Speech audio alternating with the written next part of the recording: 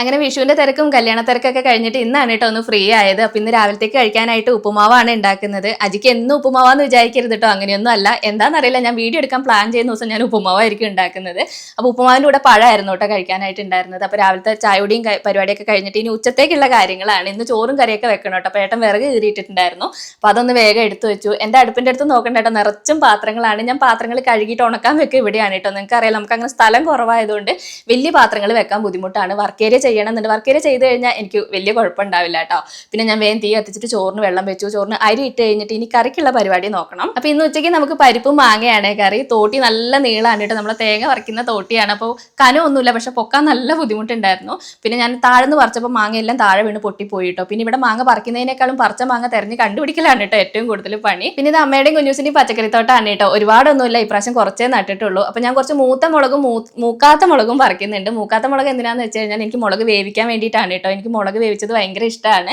മെയിനായിട്ട് പച്ചക്കറി നടുക അങ്ങനത്തെ കാര്യങ്ങളൊക്കെ അമ്മയും കുഞ്ഞൂസാണ് കേട്ടോ ഇവിടെ കൂടുതലായിട്ടും ചെയ്യുക. അപ്പോൾ ഞാൻ വേഗം വന്നിട്ട് പരിപ്പ് വേവിക്കാൻ വേണ്ടി വെച്ചിട്ടുണ്ട്. ഇങ്ങനത്തെ മാങ്ങയും പരിപ്പൊക്കെ കറി വെക്കുമ്പോൾ എനിക്കൊന്ന് തോരപ്പരിപ്പായിരിക്കില്ല കുറച്ചുകൂടി നല്ലത്. ഞാൻ എപ്പോഴും ഇങ്ങനെ വേഗം വേവാൻ വേണ്ടിയിട്ട് മറ്റേ സൈസ് കുഞ്ഞു പരിപ്പില്ല, അതാണ് കേട്ടോ ഞാൻ കൂടുതലും വാങ്ങിക്കുക. പിന്നെ ഈ മാങ്ങ നല്ല പുളിയുള്ള മാങ്ങയാണ്. ഞാൻ അതുകൊണ്ട് 2 മാങ്ങ എടുത്തുള്ളൂ കേട്ടോ. കഴിക്കുമ്പോൾ നമ്മുടെ ചുണ്ടിൻ്റെ ഇവിടെയൊക്കെ കോടി പോകുന്ന പോലെയുള്ള പുളിയാണ്. ഇത് പഴുത്താലും വലിയ ഗുണമില്ല കേട്ടോ. നമുക്കിങ്ങനെ അച്ചാറിടാനൊക്കെയാണ് ഏറ്റവും നല്ലത്. അമ്മ അവിടെ അച്ചാറൊക്കെ ഇട്ട് വെച്ചിട്ടുണ്ട്. പിന്നെ പരിപ്പ് ഒരു വിസിൽ വന്നതിന് ശേഷം ഞാൻ അതിനകത്തേക്ക് മാങ്ങയും പിന്നെ മുളക് കൂടി ചേർത്തിട്ട് അതിനകത്തേക്ക് മഞ്ഞപ്പൊടിയും മുളക് പൊടിയും ഉപ്പും കൂടി ചേർത്തിട്ട് വേവിക്കാൻ വേണ്ടി വെച്ചിട്ടുണ്ട്. എല്ലാവരും ഇങ്ങനെയാണോ വെക്കാന്ന് എനിക്ക് അറിയില്ല. അപ്പോൾ നിങ്ങൾ വേറെ ഏതെങ്കിലും രീതിയിൽ വെക്കുന്നുണ്ടെങ്കിൽ എനിക്ക് കമന്റിലൂടെ പറഞ്ഞു തരണം കേട്ടോ. അപ്പോൾ കുറച്ച് തേങ്ങയിലേക്ക് ജീരകവും ചേർത്തിട്ട് ഞാൻ നന്നായിട്ട് അരപ്പ് റെഡിയാക്കി എടുത്തിട്ടുണ്ട്. പിന്നെ അതുകൊണ്ട് നന്നായിട്ട് തിളപ്പിച്ചു.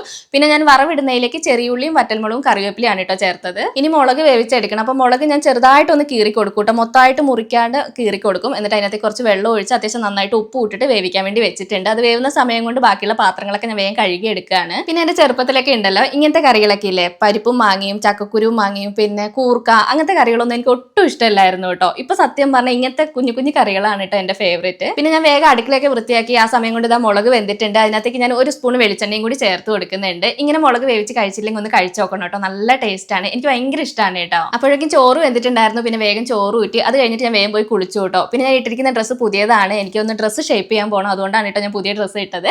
അപ്പോൾ ഇത് 400 രൂപയാണ് കേട്ടോ ഈ ഡ്രസ്സിന്റെ വില. നല്ല ക്വാളിറ്റി ഉണ്ട്. ഇതിന്റെ ഫ്രണ്ടിൽ എംബ്രോയിഡറി വർക്കാണ് കേട്ടോ വരുന്നത്. ഫ്ലിപ്കാർട്ടിൽ നിന്നാണ്. ഞാൻ ഇതിന്റെ ലിങ്ക് ടാഗ് ചെയ്ത് കൊടുത്തേക്കാം. പിന്നെ ഞാൻ കുളി കഴിഞ്ഞ് വരുമ്പോഴത്തേക്ക് നമ്മൾ കറി വെച്ച മാങ്ങയുടെ ബാക്കി എടുത്തിട്ട് ഏട്ടൻ പച്ചമാങ്ങ ജ്യൂസ് ഒക്കെ അടിച്ചിട്ടുണ്ടായിരുന്നു കേട്ടോ. നല്ല ടേസ്റ്റ് ഉണ്ട്. ഇതിനകത്ത് എന്തൊക്കെയാ ചേർത്തെന്നൊന്നും എനിക്കറിയില്ല. എന്തായാലും ഇഞ്ചിയുടെയും ചെറുനാരങ്ങയുടെ ഒക്കെ ടേസ്റ്റ് വരുന്നുണ്ട്. നിങ്ങൾക്ക് വേണമെന്നുണ്ടെങ്കിൽ എന്നോട് ചോദിച്ചിട്ട് ഞാൻ റെസിപ്പി പറഞ്ഞുതരാം കേട്ടോ. ആദ്യമൊക്കെ ഞാൻ നന്നായിട്ട് ചോറ് കഴിക്കായിരുന്നു. ഇപ്പൊ ഞാൻ ചോറ് കുറച്ച് കൊണ്ടുവരികയാണ്. തടി കൂടുന്നുണ്ട്. ഞാൻ ഈ ഡ്രസ്സ് തന്നെ മീഡിയം ആണ് കേട്ടോ എടുത്തത്. മീഡിയം എടുത്തിട്ട് പോലും എനിക്കിത് കുറച്ച് ടൈറ്റ് ആണ്. പിന്നെ ഇന്ന് ഇഷ്ടപ്പെട്ട കറിയും മുളകൊക്കെ ഉള്ളതുകൊണ്ട് കുറച്ച് കൂടുതൽ ചോറ് കഴിക്കുന്നുണ്ട്. അപ്പൊ ഞാൻ എന്തായാലും ചോറ് കഴിക്കട്ടെ. ഇന്നത്തെ വീഡിയോ ഇത്രയുള്ള, അടുത്ത വീഡിയോയിൽ കാണാം കേട്ടോ.